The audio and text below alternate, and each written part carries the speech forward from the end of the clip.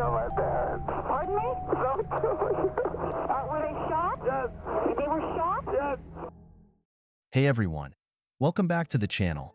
Today, we're diving into one of the most infamous true crime cases in American history, the Menendez brothers. Lyle and Eric Menendez shocked the nation in the early 90s when they were charged with the brutal murders of their parents, Jose and Kitty Menendez. Their trials captivated audiences with claims of family secrets, abuse, and ultimately led to their convictions. But even decades later, new evidence has surfaced, reigniting the debate about their motives and guilt. So, what really happened?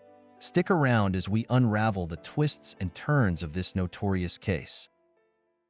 Joseph Lyle Menendez and Eric Galen Menendez, known as the Menendez brothers, were convicted in 1996 for the murders of their parents, Jose and Mary Louise "Kitty" Menendez. During the trial, they claimed the killings were driven by fear, alleging years of sexual, emotional, and physical abuse by their father, who they believed would kill them if they exposed him. What do you believe was the originating cause of you and your brother ultimately winding up shooting your parents? Me telling Lyle that, You telling Lyle what? Was it you telling Lyle about something that was happening? my dad had been molesting me. He raped me. Did you cry? Yes. Did you bleed? Yes.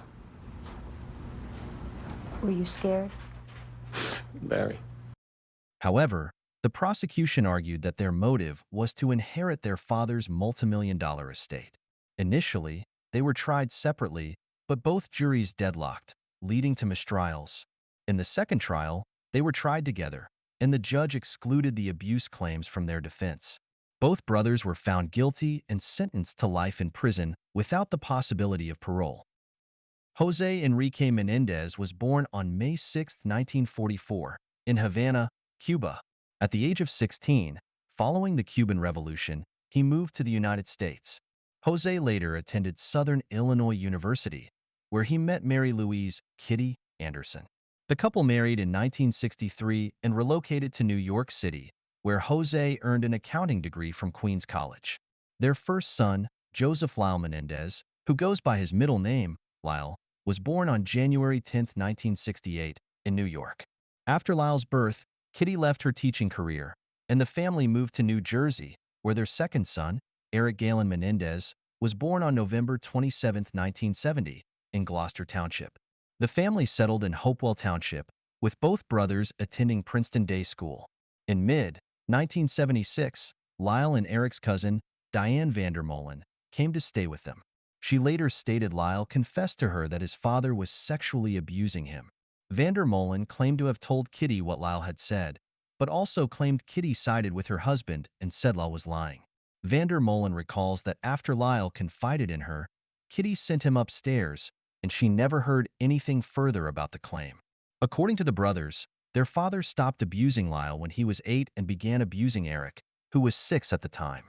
In 1986, the family relocated to Beverly Hills, California, when Jose was appointed CEO of Artisan Entertainment, previously Live Entertainment. The following year, Eric attended Beverly Hills High School, where he was an average student but showed exceptional skill in tennis, ranking 44th in the U.S. as a junior player. Around 2 weeks before the murders, Eric and his friend Michael Joyce competed in the 1989 Boys Junior National Tennis Championship, with Eric reaching the second round of qualifying and Joyce advancing to the quarterfinals. Lyle attended Princeton University, where he was placed on academic probation for poor grades and eventually suspended for plagiarism. On the evening of August 20, 1989, Jose and Kitty Menendez were watching television in the den of their Beverly Hills mansion when Lyle and Eric entered, armed with Mossberg 12-gauge shotguns. Jose was shot 6 times, with the fatal shot striking the back of his head. Kitty was shot 10 times, and as she attempted to crawl away, Lyle ran to his car to reload and delivered the fatal shot to her face. I was just firing as I went into the room. I just started firing. In what direction? In front of me. What was in front of you? My parents. And I remember firing directly at him. You reloaded? Is that yes? Yes. And what did you do after you reloaded?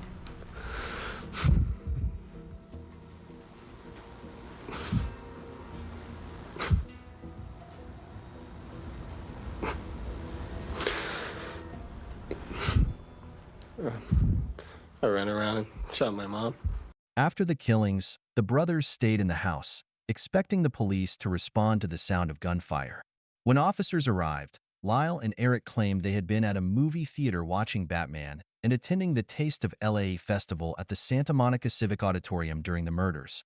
The police did not perform gunshot residue tests on the brothers, which could have shown if they had recently fired a weapon. In the months following the killings, Lyle and Eric Menendez began spending lavishly on luxury items, businesses, and travel. Lyle purchased Chuck's Spring Street Cafe, a buffalo wing restaurant in Princeton, New Jersey, along with a Rolex watch and a Porsche Carrera. Eric hired a full-time tennis coach and participated in tournaments in Israel. The brothers opted to leave their Beverly Hills mansion unoccupied, moving into adjoining condominiums in Marina del Rey.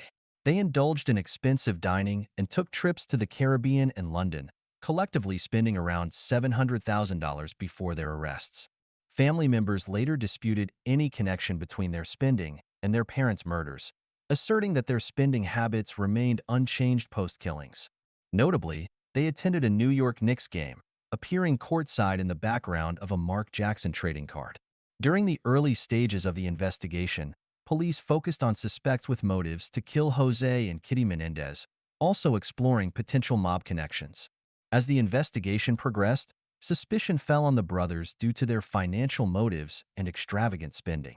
To extract a confession from Eric, police arranged for his friend Craig Signorelli to wear a wire during a lunch with him. When asked if he had killed his parents, Eric denied it. However, he later confessed to his psychologist, Jerome Oziel, who revealed the information to his mistress, Judalon Smith. After their breakup, Smith informed the police about the brothers' involvement. Lyle was arrested on March 8, 1990, with Eric turning himself in 3 days later after returning from Israel. Both were held without bail and separated in jail. In August 1990, Judge James Albrecht ruled that recordings of conversations between Eric and Oziel were admissible in court, despite violating doctor-patient privilege due to Lyle's threat against Oziel. This ruling was appealed, delaying proceedings for 2 years. The California Supreme Court later determined that most of the tapes could be used as evidence, except for one where Eric discussed the murders. Following this decision, a Los Angeles County grand jury indicted the brothers for their parents' murders in December 1992.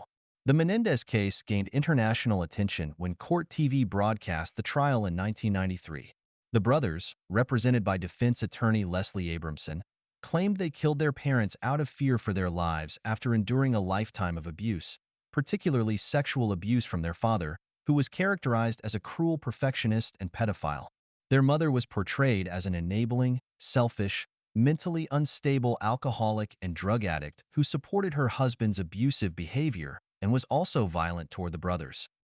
On April 4, 2018, Lyle was moved into the same housing unit as Eric, marking their first reunion in nearly 22 years.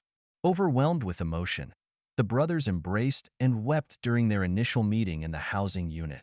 This particular unit is designated for inmates who agree to participate in education and rehabilitation programs while maintaining a non-disruptive environment.